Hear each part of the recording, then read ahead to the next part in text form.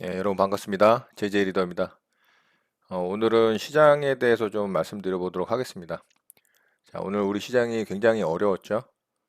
종합도 그렇고 굉장히 안 좋은 모양이었습니다. 일단은 안 좋은 모양으로 변했는데요.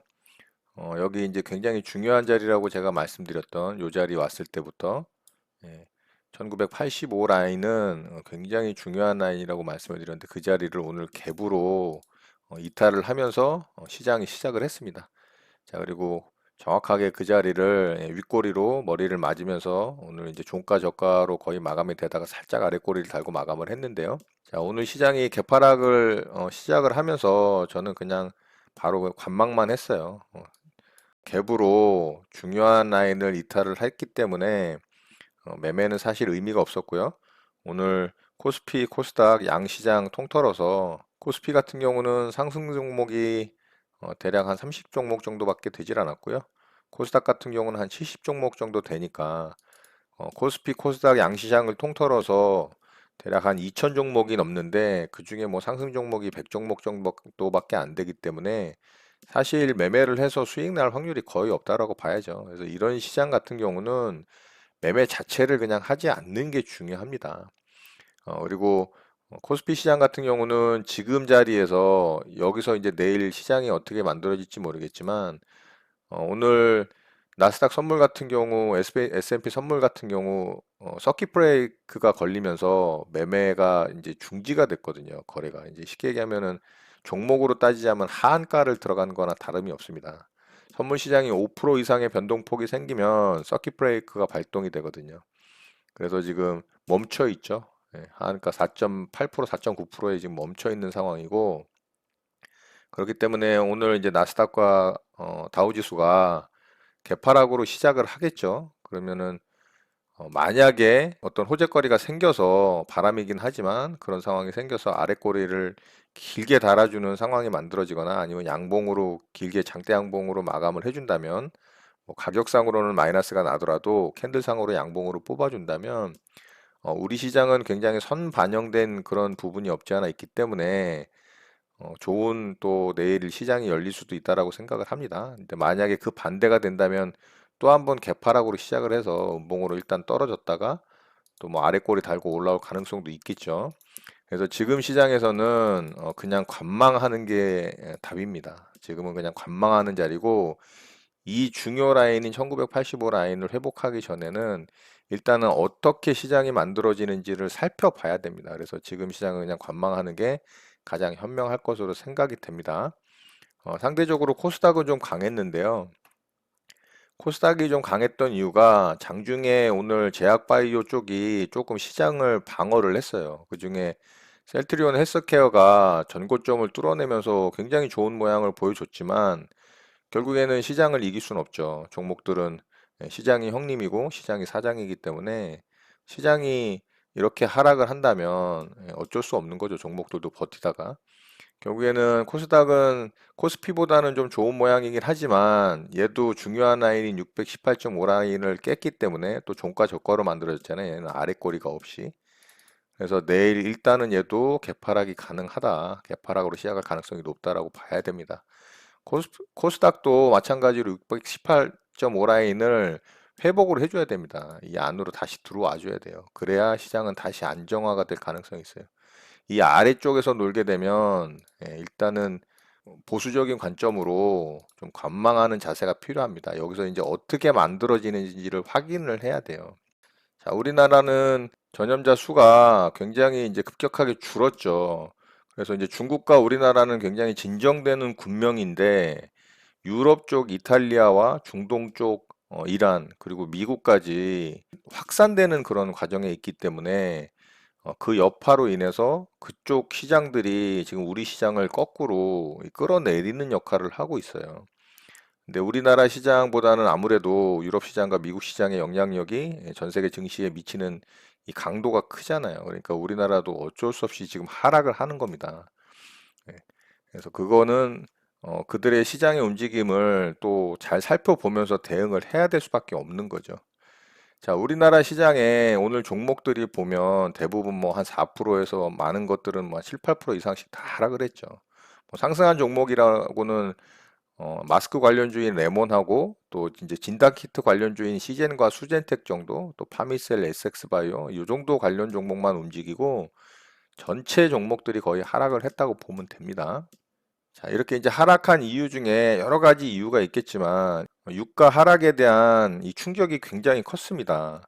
3월 5일, 6일경에 오펙 플러스 회의가 열렸죠. 이제 오펙은 산유국들이 뭉쳐서 만든 기구고, 오펙 플러스라 하면 러시아와 미국이 포함된 나라가 포함이 되면 오펙 플러스 회의가 되는 거고요. 이 오펙 플러스 회의에서 이제 산유량을 감축을 하자라는 그런 취지로 이 회의를 했다가 사우디가 이제 거기서 딴지를 걸어버렸어요. 그래서 사우디가 딴지를 걸면서 유가가 이제 폭락을 한 겁니다. 그래서 유가가 폭락을 하니까 아무래도 이제 이 전 세계 경제에 미치는 이 강도가 안 좋은 쪽으로 좀 미쳤죠. 그래서 우리나라도 좀 같이 충격을 먹었고, 이제 향후 시장에 도움이 될 만한 내용은 사실 금리 인하밖에 없거든요. 3월 달에 현재 한 12일경에 ECB, 유럽 중앙은행 회의가 있고요. 또 17일에서 18일경에 FOMC 회의가 있어요. 그리고 18일, 19일에 이제 BOJ, 일본은행 회의가 있죠. 그래서 이 세 개의 기축 통화를 가진 각국의 이 중앙은행들이 서로 공조를 해서 이제 시장 방어를 어떻게 할 것인가에 대한 뭐 금리 쪽의 결정이겠죠. 유동성 공급 같은 거. 자, 그거가 일단 좀 남아있는 어떻게 보면은 호재거리인데 지금 이 팬데믹 현상하고 또 유가의 충격으로 인해서 그게 얼마나 효과를 가져올지 조금 개인적으로 좀 의문이 들긴 합니다. 그전에는 우리나라와 중국과 일본 정도에 이제 국한하는 그런 상황에서 이 금리 인하만으로도 어느 정도 시장을 좀 끌어올릴 수 있는 그런 호재거리로 작용을 했는데 지금은 이게 이제 거의 전 세계화 돼 버렸잖아요. 그러니까 그 금리 인하가 얼마나 시장을 좀 방어해 줄지는 저도 좀 지켜봐야 될 것으로 보이고, 일단 우리나라 시장도 코스피 시장은 이 중요 라인인 이 하락 추세대를 뚫고 올라간 이 상승 추세대로 전환이 됐던 구간, 그리고 여기서 이제 이 장대 음봉으로 죽었던 이 중요 라인이거든요. 이 갭 구간으로. 자, 이 라인 1985 라인을 회복하기 전에는 일단 저는 관망하는 게 좋다라는 판단을 좀 하고 있습니다. 자, 이런 부분은 또 참고 사항으로 여러분들이 좀 활용하시길 바라고요. 자, 우리 그 시장을 좀 이끌었던 업종 섹터를 좀 살펴보면요. 일단 전기전자부터 좀 살펴볼게요.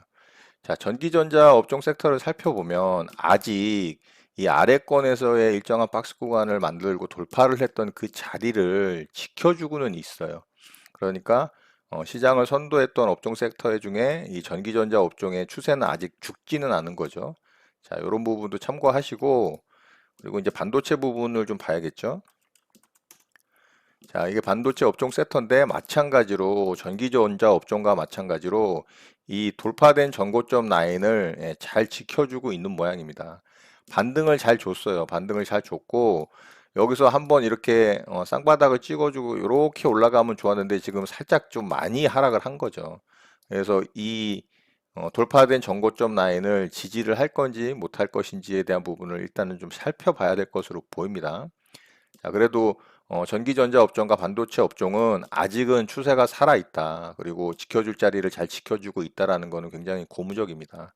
그리고 이제 한 가지 업종 섹터를 더 보자면, 자, 의약품 업종입니다. 자, 이 의약품 업종은 단연코 삼성바이오로직스가 지금 만들어가고 있는 거고요. 삼성바이오로직스 차트를 봐도 걔는 시장보다는 월등히 강한 상태의 차트 모양을 보여주고 있거든요.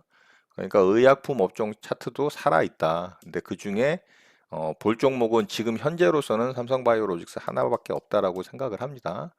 그리고 나머지 업종 이 차트들은 여러분들이 한번 살펴보시면 전부 다 전저점을 깨고 내려가거나 이 120일 이평선 아래에서 캔들이 만들어져 있고 이 120일 이평선조차도 우하향하는 그런 차트들이 많아요. 그러면은 그런 종목들의 그런 업종들의 군들은 섹터들은 사실 지금 볼 필요가 없다라는 거죠. 예. 그런 업종 섹터에 관련 종목을 매매하시는 거는 지금 시장에서는 맞지 않습니다. 자, 이 부분도 참고하시면 될 것 같고요.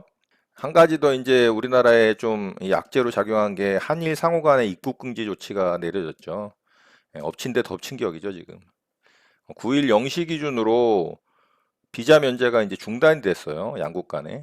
그래서 현재 여행 관련주와 엔터 관련주, 또 화장품 관련주, 그리고 이제 면세점 관련주들, 중국 관련 소비주 관련해서 전부 다 이제 악재가 일어났죠. 그러니까 관련 종목군들은 뭐 안 봐도 뻔하죠. 그러니까 그쪽으로는 지금 현재 접근하시면은 전혀 도움이 되지 않는다라는 거죠. 접근하실 필요가 없다라는 겁니다. 자, 이렇게 해서 살펴볼 부분들에 대해서 좀 말씀을 드려봤고요.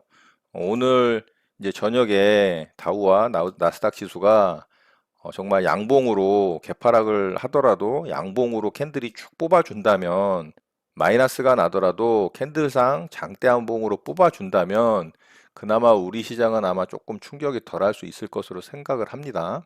자, 그래서 내일 우리 시장이 어떻게 만들어질 것인지에 대해서도 일단 관망을 하면서 좋게 만들어지는지 아니면 좀 더 하락을 할 것인지를 확인을 한 후에 안정된 시장에서 이제 종목들을 대응하시는 게 좋은 방법이라고 생각을 합니다. 자, 이런 부분 참고하셔서 여러분들 매매에 도움 되셨으면 좋겠습니다. 자, 시장이 많이 어렵고 힘듭니다. 그렇지만은 힘내시고 또 시장이 잘 돌려서서 기회가 왔을 때 또 빠르게 손실분을 회복할 수 있는 여러분들 되셨으면 좋겠습니다.